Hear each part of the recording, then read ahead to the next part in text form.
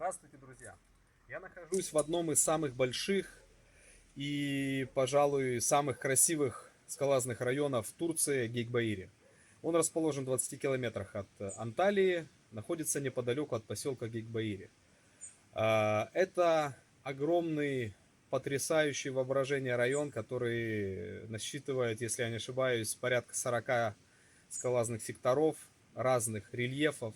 Здесь вы можете встретить как потолки, нависания, туфы, колоннеты, лазание внутри огромных гротов по большим, натекшим за сотни лет таким породным колоннам породы, которые проходят по стенкам этих пещер на турецком Магара.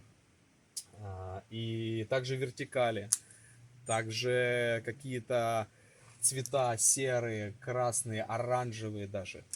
Очень потрясающий район, он никого не оставит равнодушным. И поверьте, масса эмоций и впечатлений вы увезете с собой. Этот район стал известен более широко после фестиваля Пецель Рок Трип, который здесь проводила компания Пецель. И они помогли ребятам пробить дополнительные сектора и показали этот район миру, и это здорово. Сейчас я хотел бы поговорить о том навыке, который необходимо знать каждому, кто приезжает на природные скалы. Район интересен как для начинающих, тех, кто только начал знакомиться со скалолазанием, так и для ребят, которые лезут какие-то более сложные трассы, и для профессионалов, которые приезжают за проектами 8-9 категории сложности. Но абсолютно все эти люди используют перевязку на верхней станции. Вы, заканчивая лазание спортивной трассы, должны спуститься вниз. И сейчас хотел бы я поговорить именно об этом, как это сделать правильно, безопасно и варианты, которые при этом вы можете использовать. Чем больше вы знаете, тем проще вам ориентироваться в любых новых районах и секторах. Начнем. Верхняя станция скалолазных трасс делается всегда из дублирующих точек. Одна идет подстраховочная. Элементы крепежа это либо клееные анкера, которые идут с блокированным кольцом вареным, и основа, просверленная в скале отверстие, вклеивается на достаточно прочный химический клей по типу сикадур, ну это одно из названий, их много. И распорные анкерные шлямбура, вот такие. В среднем при идеально правильной установке и условиях они держат достаточно много, от 2 тонн, от 2 до 3, 2,5. И верхние станции, когда вы лезете внизу, начинаете трассу, у вас по одному шлямбуру раз, ну, в среднем в 3 метра, для того, чтобы поэтапно обеспечивать вам страховку. Но в конце их всегда 2. Обычно они сблокированы, чаще всего цепью, один подстегнут ко второму.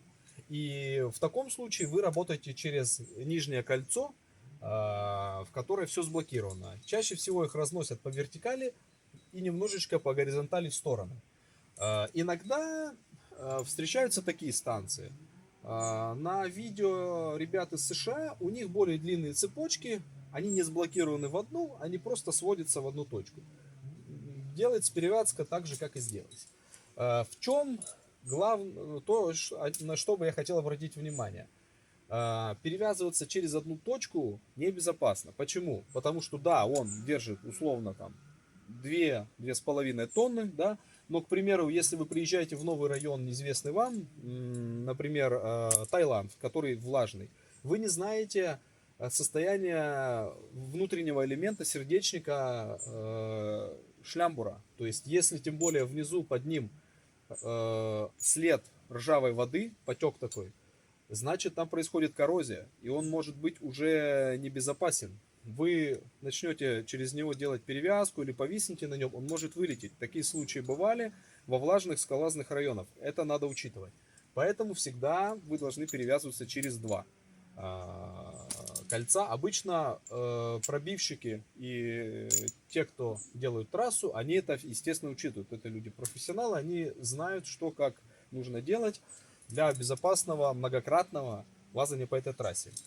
Ну что ж, начнем. Сымитируем лазание, вяжем восьмерку. Сразу заодно покажу по поводу восьмерки. Чтобы не было перехлестов, многие делают ошибку. Они продевают как угодно веревку. Если у вас она вот сейчас зашла слева и здесь идет поверху, вы дальше ее просто ведете параллельно этой же веревке в том же направлении. И все, и у вас не будет перехлестов. И еще основная веревка будет давящая, прижимать хвост. Это прям идеальное вообще его положение. Далее, я предпочитаю, когда прилез к станции, у меня осталось последнее вщелкивание. Прежде чем вообще спортивно считается трасса завершенной, когда вы вщелкнули последнюю оттяжку, не нагружая. Вы вщелкиваете оттяжку. Я обычно в ближнее кольцо. Вщелкиваете веревку. Говорите напарнику «держи». Все, напарник держит. И далее, опять же, если вы начнете только через это кольцо перевязываться, через одно, но шлямбура их два, но они не сблокированы, цепью не соединены между собой. Цепью, тросом иногда бывает, иногда какой-то веревкой даже бывает, если она надежная. С одного это небезопасно. Я так делать не рекомендую. И далее есть несколько вариантов. Кто-то ходит на спортивные трассы с усами самостраховки полноценными. К примеру, как этот, я о нем уже снимал видео. Это самостраховка Dual Connect Adjust от Petzl. Но для скал она тяжеловата. Она больше подходит для мультипичей многоверевочных, либо для альпинизма. Я специально ее сейчас взял, потому что именно на такой станции очень наглядно будет на ней показать, что значит сблокировать станцию. Один ус регулируется, второй фиксированный. Он идет обычно в горах для спуска. Я беру ус, который регулируется, вщелкиваю в самое верхнее кольцо, закручиваю. Так удобнее отрегулировать второй ус. Подтягиваю себя. Вот. Вщелкиваюсь во второе, и желательно, чтобы они оба были нагружены. Все, теперь у меня станция сблокирована. Если она не соединена цепью, значит нужно ее блокировать. Это один из вариантов, если у вас двойной ус. Как делать с одинарным, я покажу чуть позже. Все. Далее, если вылетает одна точка, я на второй в любом случае повисаю. Далее вам нужно, нельзя просто так вывязать веревку и начать перевязываться. Вы можете ее уронить. Ну, давайте я даже наглядно покажу. Вот вы вывязались, начинаете что-то делать, да, там, и она у вас просто улетает. Вы остаетесь без веревки. Все, напарник за вами, конечно, прилезет, спасет вас, но сначала он снимет какое-нибудь смешное видео, которое будет показывать всем вашим друзьям. Пошутит над вами, а потом, конечно, пойдет спасать, если у вас друг весельчак какой-нибудь, как это обычно бывает. Поэтому во избежание таких казусов вы должны подстраховать сперва веревку. Есть разные варианты. Можно использовать узел стремя. Давайте вот так покажу.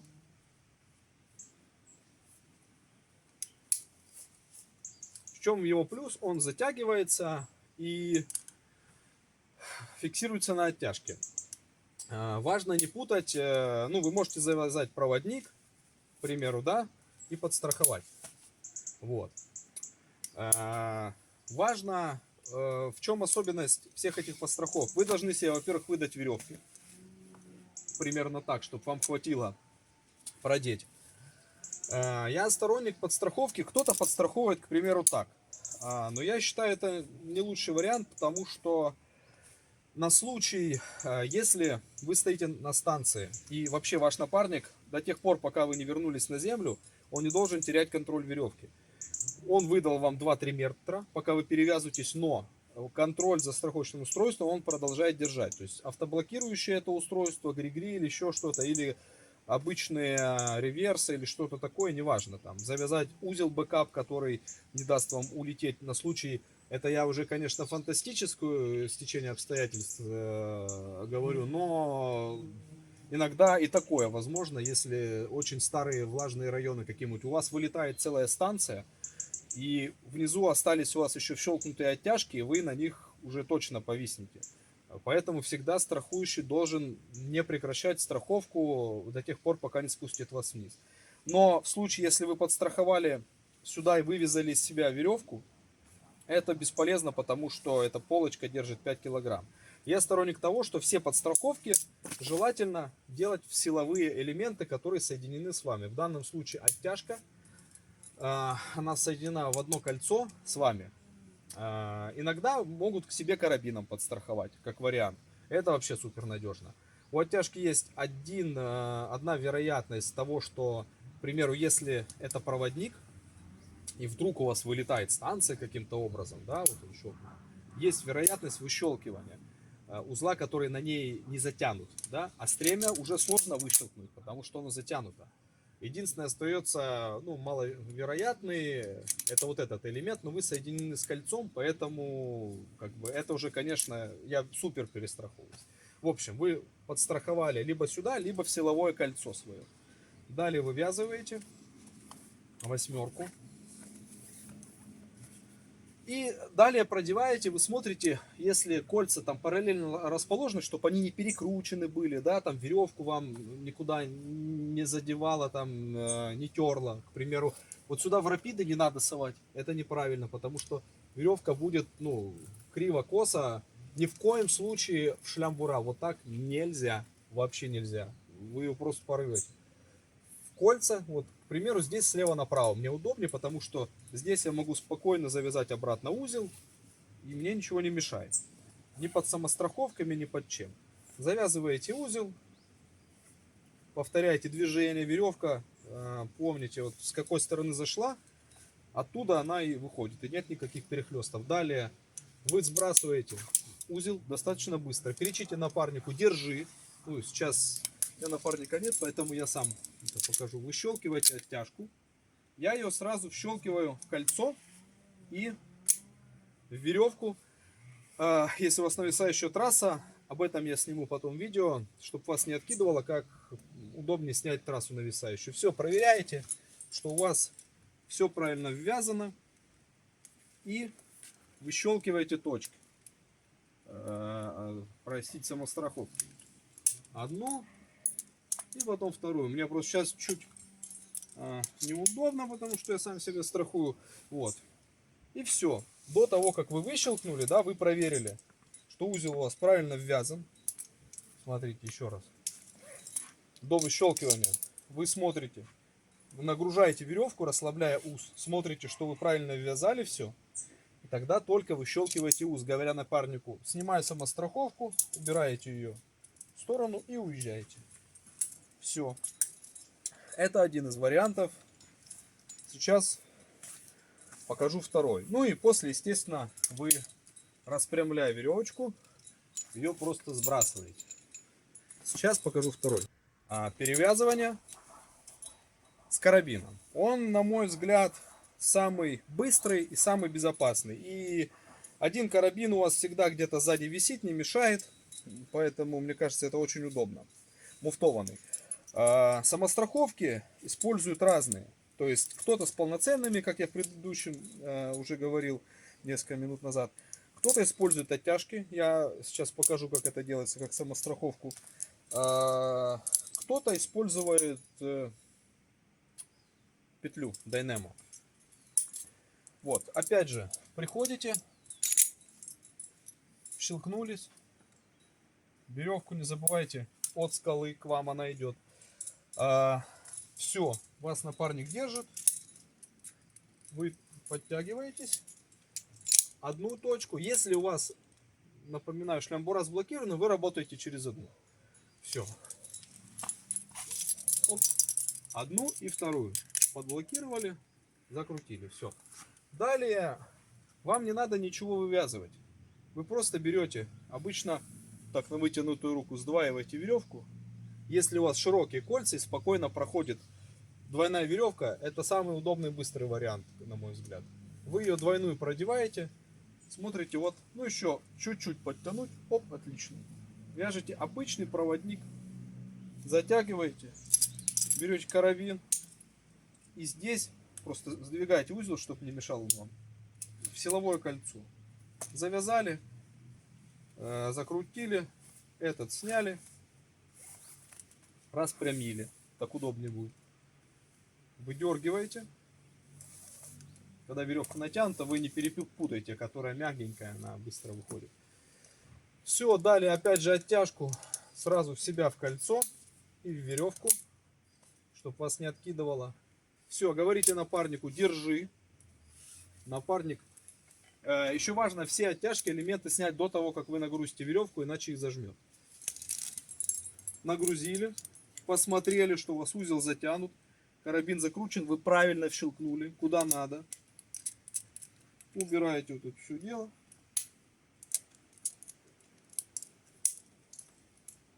И все.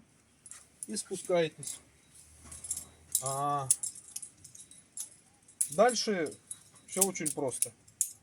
Вы снимаете карабин, просто развязываете проводник и выдергиваете веревку. Все. Сейчас следующее видео будет о видах самостраховок. Если у вас нет фиксированной самостраховки, многие облегчаются ее на спортивных маршрутах, убирают, потому что она все-таки более удобна для мультипитчей, многопитчевых маршрутов, либо альпинизма, где вы постоянно работаете со станцией перещелкиванием. На спортивных маршрутах периодически ребята используют оттяжки для перевязывания, что можно также делать безопасно. Давайте сымитируем. Восьмерка.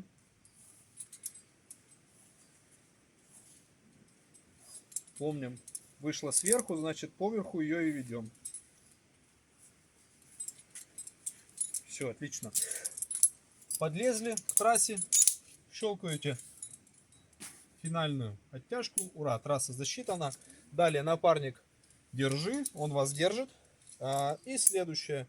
Вы берете ваше силовое кольцо, вщелкиваете оттяжку и подщелкиваете себя верхнюю. Вот. Но сейчас есть один момент, что мы висим на одном шлямбуре, что, как мы знаем, не безопасно. Поэтому берем вторую оттяжку, щелкаем во второе кольцо, и я бы сделал вот так, идеально. Сейчас прям нагрузка даже идет на два кольца, что вообще очень здорово. Далее мы берем, подстраховываем веревку, либо на стремя себе, да, либо проводник, но желательно в силовые участки, либо сюда, куда вам удобнее, да. Ну, здесь у всех уже свои есть соображения. Я подщелкивал раньше ближний карабин на случай, если вырыв станции, у вас, например, вот так поддернет, меньше вращения элементов будет, и вы вщелкнуты в один карабин. Но так как немуфтованный карабин, он вообще для таких вещей, когда он один во всей цепи, не 100% безопасен. Поэтому можно сюда, можно сюда. Все, подстраховали. Выбираете, развязываете. Вот бывает зажимает. И важное условие использования самостраховки на оттяжках. Они не всегда должны быть нагружены. То есть мне нужно вытянуть. Я просто немножко себя на секунду поддергиваю, но чуть-чуть, чтобы оттяжки всегда были нагружены. Далее продеваю в кольца. Все. Вяжу.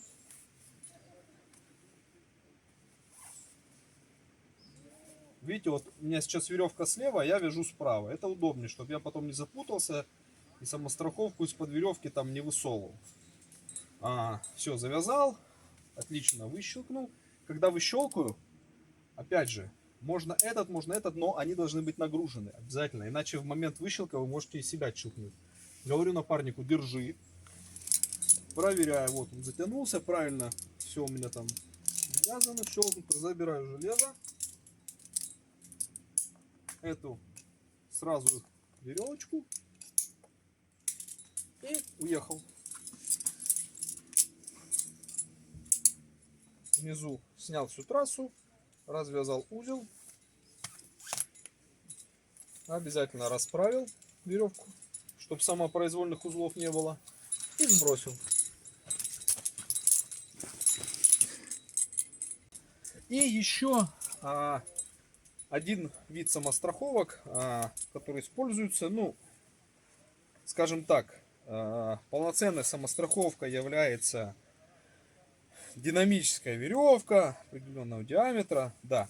Но иногда ребята берут с собой, где оно, вот, тонкую петлю Дайнема. Она не любит динамических рывков, поэтому ее можно использовать только в статическом варианте. Ввязывают полусхватывающим узлом в силовое кольцо. Далее, кто как, кто-то стремя делает. Каждый узел ослабляет, конечно, цепь, но мы будем висеть статично, поэтому это просто, чтобы карабин у нас не елозил. Либо полусхват. Мы прилезли. Да, щелкнули оттяжку. К примеру, вот я хотел сымитировать, что нужно делать, если вам надо сблокировать станцию. Все, вы прилезли, к примеру, вот. У вас точка здесь, вас напарник подтянул, а вы щелкнули в другую. Щелкнули, закрутили, но когда вы начнете перевязываться, все равно вы сейчас на раздельных элементах, и напарник, конечно, он не отпускает веревку. Он выдал 2-3 метра. И стоит, все равно ее держит, либо завязал перестраховочным узел на всякий случай, либо ждет. В таком случае нужно сблокировать 2 станции, силовые кольца, ну хотя бы оттяжкой. Ну, у вас ничего другого нет, просто лучше подходящий размер, да, они бывают короче. Коротенькая оттяжечка подщелкнули в кольцо, ну или в шлямбур, так будет даже короче, вот. И все. И начинаете дальше делать перевязку. Если кольца позволяют, ну как до этого мы и говорили, да, одним из способов, который самый быстрый, просто двойной веревкой. И если у вас муфтованный карабин есть, вы щелкиваете это на муфтованный. Это очень просто. Вот он. Щелкнули. Развязали. Опять же, видите, не выдевается. Аккуратненько разгрузили. Все. Вытащили это все дело. Напарнику крикнули: держи. Он держит. Вы смотрите, что все хорошо. Теперь только снимаете оттяжки.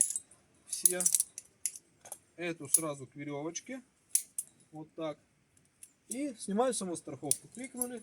Сняли, убрали ее и уехали вниз. Это второй способ. Ну, все используют что-то разное. Если у вас вдруг нет муфтованного карабина, что, конечно, лучше, чтобы он у вас был, вы можете, но это уже аварийный как бы случай, да, использовать 2 оттяжки одинакового размера, но муфты направлены в разные стороны. Эту сюда, к примеру. Эту так, для спуска, если вы используете этот элемент. Но, честно говоря, если можно убрать, например, вот эти оттяжки в сторону, чтобы они вам не мешали, вы не запутались, да. Эту убрать и вот эту. Ребят, простите, села камера. Элемент, на котором мы остановились, насчет 2 одинаковых карабинов, одинакового размера, да, и спуска на них. То есть, к примеру, мы можем разобрать, не знаю, можно даже одну оттяжку, чтобы было проще.